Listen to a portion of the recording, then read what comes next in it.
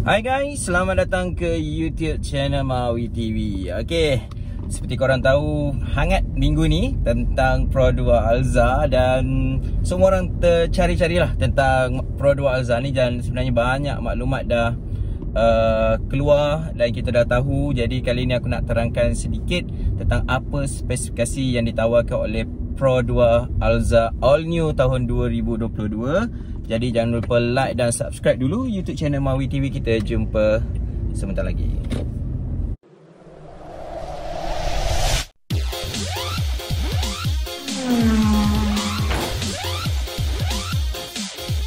Okay guys, berkaitan dengan Pro 2 Alza ni, sebenarnya maklumat yang kita dah tahu banyak sebenarnya dari awal. Sebab benda ni dah keluar pun di Indonesia. Jadi sebenarnya ianya bukan lagi satu rahsia besar. Sebab ada yang kata dekat kilang Proton masa Ativa nak keluar dulu, tak boleh bawa handphone pergi kerja. Okay, nak pergi kilang Pro 2 tak boleh bawa handphone. Tapi untuk Alza ni tak ada pula peraturan macam tu yang dibuat oleh pihak kilang Pro 2. Sebab dia tahu benda ni dah tak perlu nak sembunyikan. Sebab memang sah-sah lah maklumat tu boleh dapat di Indonesia. Cuma spek tu mana kurang mana tambah aja. Itu je sebenarnya. Okay, tapi bagi Ativa dulu, sebab kita keluar dulu Ativa, barulah Indonesia dapat dia punya race. Jadi itu yang menyebabkan kenapa Ativa tu sangat secret. Tapi untuk Alza ni macam tak berapa nak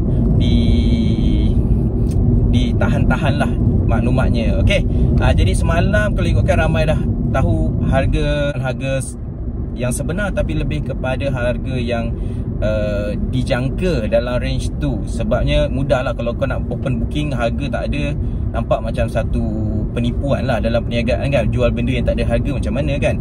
Okay, jadi dia letaklah harga tentatif dia panggil. Okay, jadi bermula daripada 62,000. Sedangkan aku pada sebelum ni video yang agak banyak orang tengok tu adalah 65,000 aku jangka, dan maksimum 75, dan aku memang jangka 75,000 untuk all new Alza 2022. Okey, jadi harga kita semua dah tahu. Enjin pun sebenarnya sama je dengan Indonesia, 1.5 dual VVTi dengan 104 HP atau PS lebih kurang macam tu. Selain tu dia punya transmisi juga transmisi sama, DCVT, dual CVT, di mana transmisi ni memberikan kelancaran dan kesenyapan yang lebih baik untuk kereta ni. Jadi dari segi warna dikatakan terdapat 5 jenis warna, iaitu warna elegant black, vintage brown, okay, granite red. Okay, vintage brown dan juga granite red ni hanya ditawarkan untuk variant AV dan H sahaja. Dan kemudian datang ada warna silver dan juga putih. Okay, putih solid. Dan untuk makluman korang, dia keluar dalam 3 variant. Okay, jom kita tengok pula dia punya info-info lain yang kita dapat. Okay, antara yang menarik sebenarnya, Pro 2 claim penjimatan minyaknya dengan eco mode dan juga eco idling, iaitu 22 km per liter. Wow, aku agak kagum lah dan berani lah menawarkan ataupun claim macam tu. Sebab Vios yang sedang aku naik ni pun sebenarnya menggunakan enjin yang hampir sama, cuma transmisi CVT bukan dual CVT. Dan yang ini pun nak dapat 22, bukan tak boleh, tapi dengan syarat kau bawa dalam 80 gitulah di highway. Okay, jadi untuk Avanza, untuk Alza yang lebih besar saiznya tu, dengan 7 tempat duduk, aku rasa korang mungkin perlu bawa 80 macam tu baru boleh dapat lah. Dengan konsisten mungkin itu maksimum lah kot 22. Sedangkan expander boleh dapat lebih kurang 16 saja. Okay, 16 dengan pemanduan yang sangat santai, 80 dengan seorang pemandu saja dalam kereta. Okay, jadi yang ini aku rasa kalau betul penjimatannya memang sangat terbaik. Okay, jadi itu on paper punya claim lah.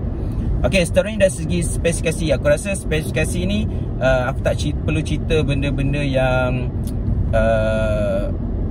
biasalah. Pada aku lebih pada spesifikasi teknologi apa yang ditawarkan untuk kereta Pro 2 Alza ni. Dan korang kena tahu bahawa dianya sama ataupun lebih baik sebenarnya daripada Myvi facelift dan juga Ativa. Apa yang ada pada kedua-dua ni ada pada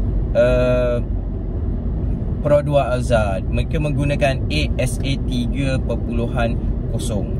Okey, sebenarnya lebih canggih sebenarnya daripada apa yang terdapat pada Toyota Vios ni yang hanya menggunakan TSS. Pada aku TSS 2.0 yang belum ada benda-benda yang aku akan sebut sebentar lagi. Okey, jom tengok apa yang ada pada teknologi Pro 2 Alza ni. Okey, pertama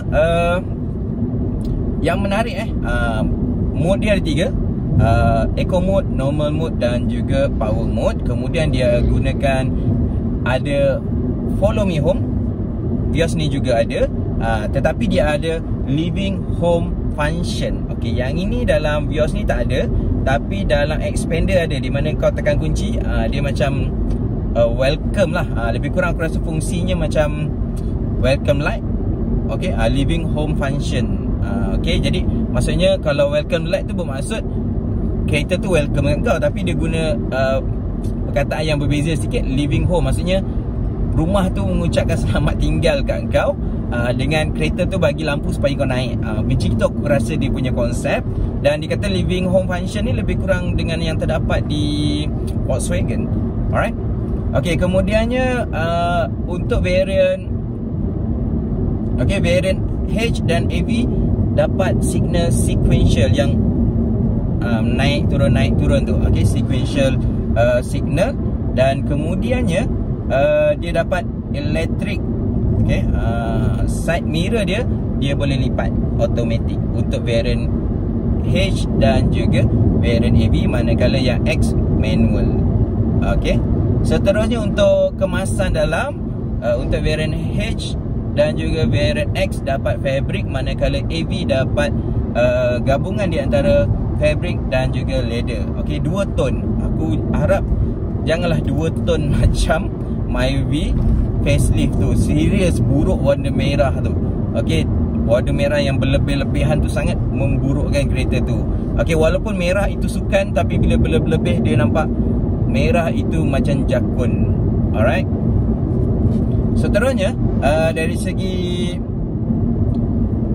multimedia unit. Okey, dari segi multimedia unit, okey, ia menggunakan 9 inci multimedia unit untuk variant H dan juga variant AV, manakala yang variant paling rendah X tu dapat radio biasa saja. Pada aku macam zaman sekarang ni macam tak wajar kot dapat radio semata-mata. Okey, mestilah ada system infotainment pada aku lah. Okey, kemudian dari segi perkara-perkara lain, okey, daripada ASA ni sebenarnya banyak benda-benda yang menarik pada aku. Okey, antaranya dia dapat lane departure warning, okey, beri amaran. Kemudian lane departure prevention, okey, dia akan betulkan kau punya laluan tu. Kemudiannya dapat adaptive cruise control. Ini pada aku yang agak menarik, sedangkan pada Vios ni pun tak ada, tapi pada Alza ada, Myvi ada, pada Ativa ada. Okey, tapi kau kena ingat adaptive cruise control ni hanya diberikan untuk variant yang tertinggi, iaitu variant AV, manakala X dan H tak dapat. Kemudiannya lane keep control, okey, kawalan lane.